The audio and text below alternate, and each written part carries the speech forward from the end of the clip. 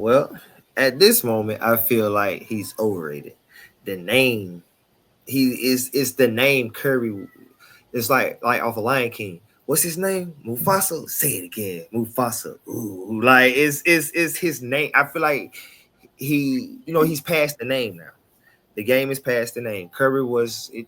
Ain't nobody scared of no Curry. We finna get out here and do it to him. All right, now it's time for my favorite segments: underrated versus overrated. We each will give a minute to give our spiel on players, coaches, and teams, and give you the latest rundown on why we think they are either underrated or overrated. And as always, hit that like and subscribe button. So let's get to it.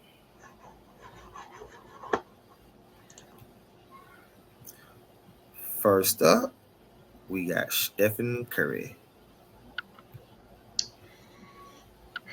He's definitely underrated. He will never be overrated. He's top 5 player. He honestly might be top 4. I'm gonna say top 5 because you got Michael Jordan, you got Kobe, you got LeBron, you got Steph Curry. Each have their own different accolades and each are great in their own way, but he is going down as one of the best shooters of all time because nobody can shoot like Curry.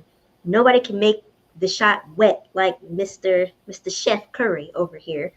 But this season is kind of a disappointment for the Warriors. And I think Steph is realizing because in a press conference he said, "Yeah, we're not doing good, but I don't think our team needs to go to drastic measures to do any drastic trades for anybody." I just think they ain't got their team no more. They ain't got they lineup no more. They're not a superstar team anymore. He doesn't have Clay. He doesn't have his splash bro. So it's like he's he's in a boat by himself and he can only do so much on his own. And I don't feel like he'll find a replacement for Clay because they feed off of each other. You don't have anybody taking the same amount of shots or type of shots that Clay is taking. So I just feel like you have some old vets on the team mixed with some new players on the team that just are trying to find their groove, and you're kind of using a system that worked a few years ago that's just not working right now. And I think it needs to be a change in pace and a change in strategy because it's just not working. It may have worked all those years that they won the ring, but you don't have the same team anymore, so you got to adjust your coaching, you got to adjust the playing. Like, you need to find people that can be a good replacement. They just ain't got it right now. But he is definitely underrated and one of the greatest of all time.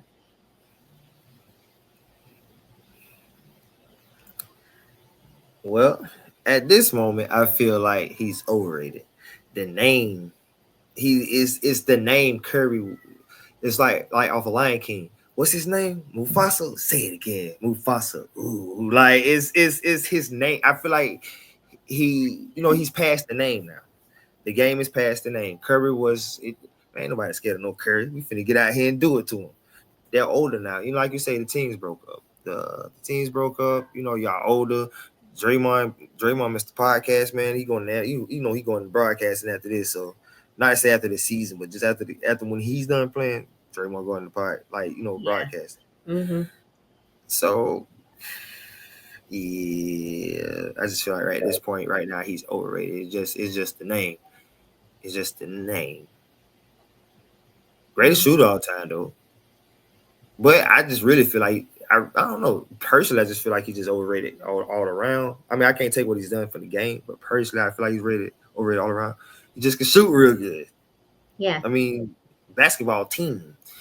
You got Draymond was a nice, defender, setup man, artist. Like you say, Clay was coming off screens on the other end. You got a lot of one-on-one closeout sometimes. Mm-hmm. And you just shot a lot.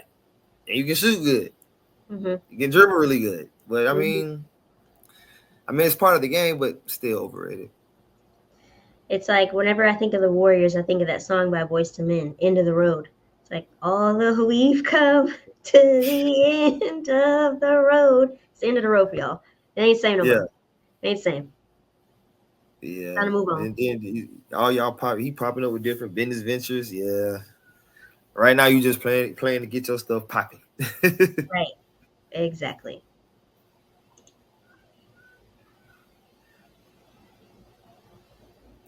Dan Quinn. You know, I he joined the Cowboys in 2021, right? At that time, the defense was ranked 28 in points allowed, you know. And once he came, he improved the defense to be top 10. He is the reason the defense is what it is right now. It's all because of him. And I personally think him transitioning over to be a head coach, which is every coordinator's dream. Nobody wants to be a defensive coordinator or an offensive coordinator the rest of their life. Some people do, but the goal is to be a head coach. I think this is a great fit for him. This season, he became the head coach for the Commanders, and the team finished 12-5, ranking fifth in points scored per game and 18th in points allowed per game. He became the first head coach in history to win 10 or more games in his first season. I just feel like he's doing amazing. Could it be his coaching, or could it be he has a great franchise quarterback?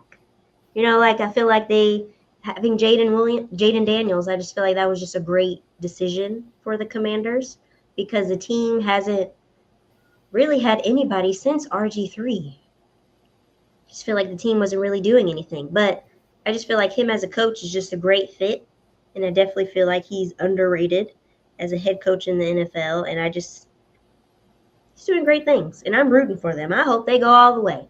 Now they do play the Lions, and that makes me sad because I like that team. However, if they win, I wouldn't be sad. Uh, Dan Quinn's underrated. He's a good coach to me. Uh, he's always built opportunistic defenses. It's just I feel like the Cowboys just on their defense, like when it came down to like playoffs and stuff, they just couldn't get right. But him now, he's got the full control. You see what he's doing. And I stayed inside the division because I already got the one up on y'all to do y'all twice if I can. Mm-hmm. So I feel like he's underrated. He's won. He's got great defense everywhere he went. I remember him as the Florida Gators defensive coordinator. So he had that right before he became Pete Carroll's defensive coordinator for the Legion of Boom. He built the Legion of Boom. Mm-hmm. That's great. So it's he's pretty nice. Mm-hmm. Next up, we have the LA Rams. I wasn't really an LA Rams fan. I don't think they had a good season last season, which is crazy because they won a Super Bowl with Odell Beckham. So they're not a bad team. They didn't have a good season, but it's definitely a turnaround. Crazy thing is, on our last show when we did our overrated and underrated and we talked about Sam Darnold, I said Sam Darnold may actually beat the Rams because he has a good team. I think he's settled in. He's not seeing ghosts no more. Boy, did that not age well. Because that game when they played the Vikings, 27-9, I watched the whole game and it started out heavy. And I'm like, that was my second upset. My first upset was the Bo Nix and the Bills, and that didn't age well. But this was my second one because I said, man, the Rams had to fight over there in that division. Like y'all came from fighting. Like y'all fought with the Packers and the Lions, but it wasn't like Seattle, Arizona, and them in the last second shootout for the playoff spot. They got healthy at the right time, and right now Stafford looked like the guy you do not want to see.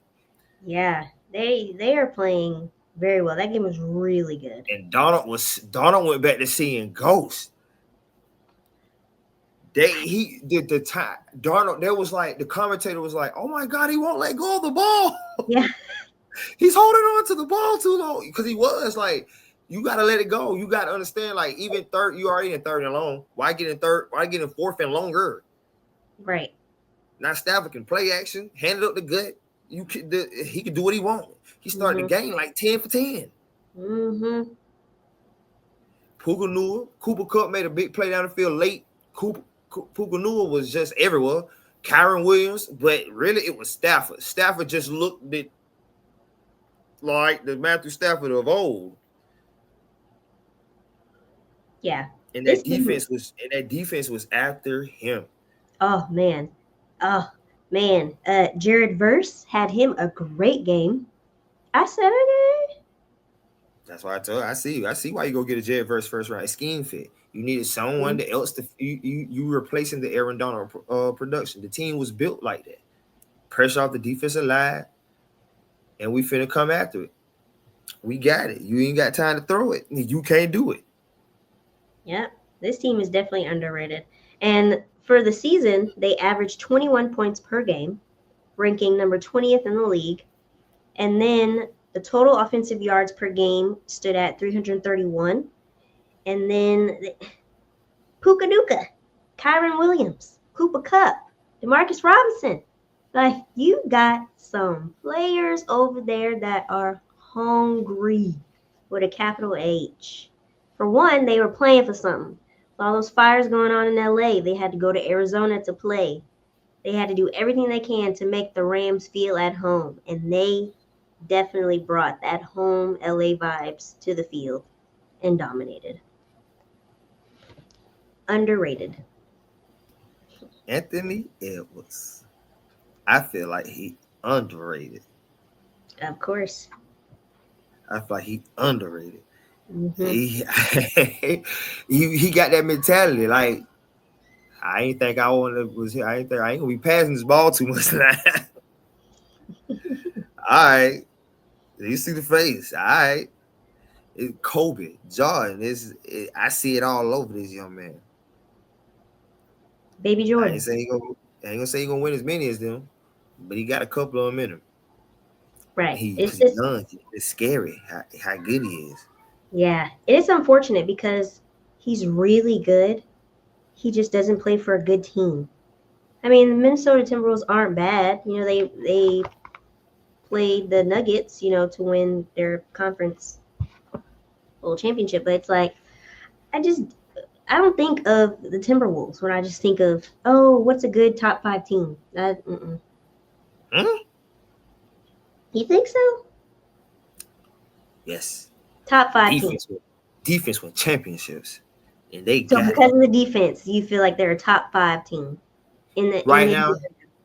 I feel like okay, yes, yes. Right now, as the league said, right now they will be a top five for me, Okay, so get or could be in the top five because you have Boston, Cleveland, Denver, OKC.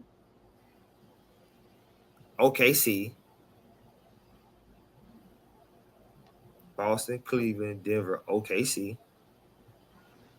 And It's a matter of opinion at the fifth one, but Boston, Cleveland, OKC, Denver.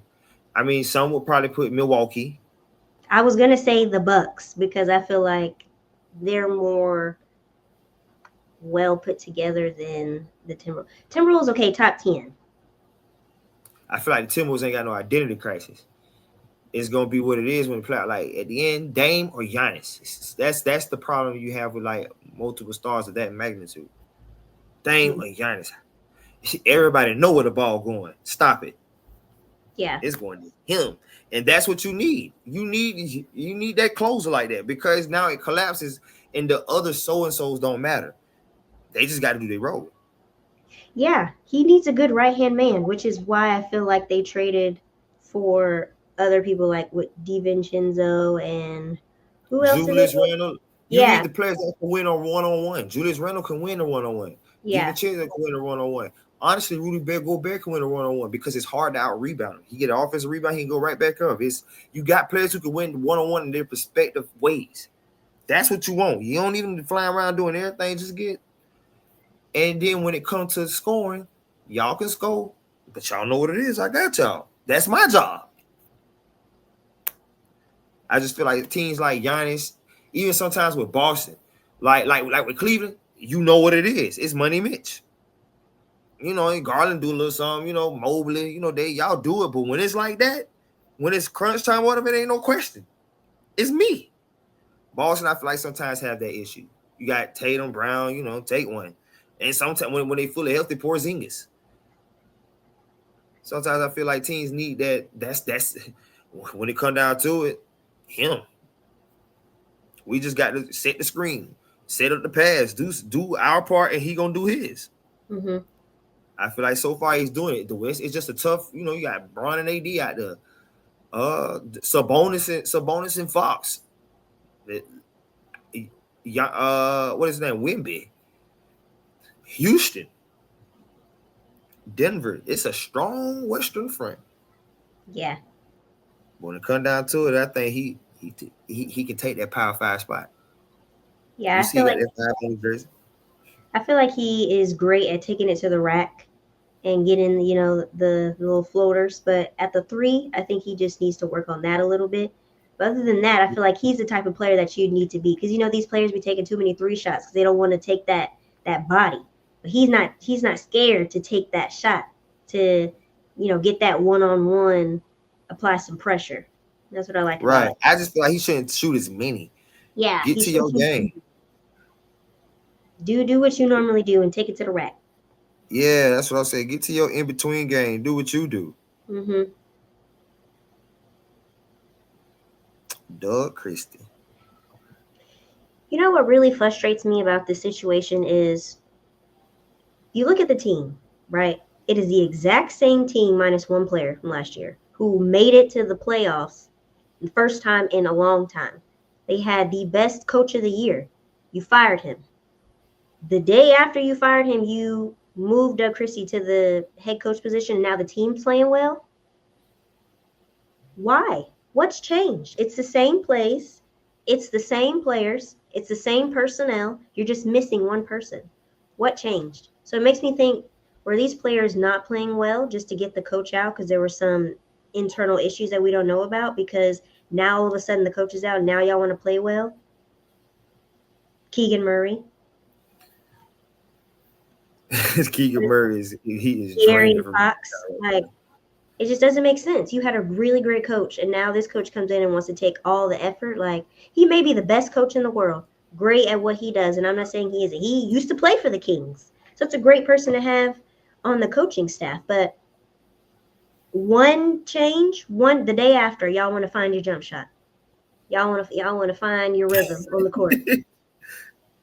Y'all don't use y'all VC to buy y'all new jump shot. It don't make sense. It just don't make sense. It might be strength of schedule. Strength of schedule could be, because you never know. Y'all might have played straight bangers for 20 games. Yeah. It could be the way the schedule's set up, back to backs. Do you got partial spaces right now? It could be a simple change of who in the lineup. Maybe more freedom. As far as control. Like maybe might have gave Fox more freedom, to be flow, or let me be off ball more. Sabonis on ball. Who knows what the change was? It was a change. I don't think they gave up on him. I don't think I read the reports they have, but if they did, yeesh. Right, because it's like it's the same place. What's going on? That's going on. Mm-hmm. Yeah. I mean, then again, like, was it who knows? You never know what goes, like you said, what goes on behind the scenes. I don't think it was the players. It might have been management or something. Just, Yeah. We, like, Udoka, you never knew what was going on until the Boston Celtics just came out with it. Mm-hmm. Then your understudy came up. Mm-hmm. Hey, that's what I'm saying. You never know. You never know. Never know. Never know. I'm sure his wife is happy. If anybody watches Basketball Wives, his wife's crazy. So if anybody that can be married to somebody that is just out there for 20 plus years, he has a good head on his shoulders. He remains calm in situations, and he just be doing his own thing while his wife be doing crazy things. So kudos to him. He has a head coach position. That's always the goal. Who wants to be an assistant their whole life? That is correct.